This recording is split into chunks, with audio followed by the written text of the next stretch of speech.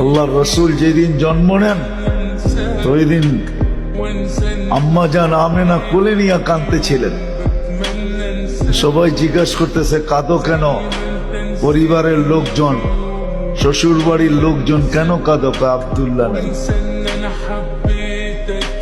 কেন? আব্দুল্লাহ থাকলে এতক্ষণে খেলনা চলে আসতো।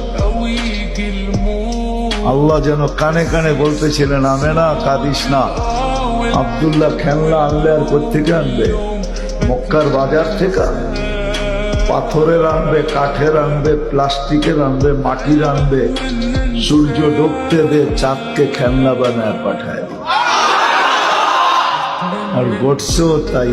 আবু তালেব বলে বিকালে যখন শোয়া দিছি, সূর্য ডুবার পরে যখন শোয়া দিছি, চকির উপরে তো বাদাল কামরু আইয়াদনু, চাঁদ দ্রুত গতিতে নিচে নামতেছিল।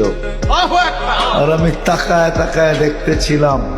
যখন একবারে নিকটে চলে আসছে তো চিৎকার দিয়া ফেলছি, ভাবতেছিলাম তোমার উপরে পড়া না যায়, কিন্তু তোমার মাথার কাছে এসে থেমে গেছে। তুমি হাত পাও নাড়াচাড়া করতেছিল আর চাঁদ উপরে ডান্স করতেছিল। তো বলছে চাচা জানেন চাঁদ কি বলতেছিল? তা তো জানি না। বলে আন্নাল কামারা ইউগান্নিনি ওয়া ইউহাকিনি ওয়া ইয়ামনাউনি মিনাল বুকা। চাঁদ আমাকে ছন্দ শুনাইতেছিল, কান্না থেকে বিরত রাখতেছিল। আমি যেন না কাঁদি, কাঁদলে আম্মার কষ্ট হবে।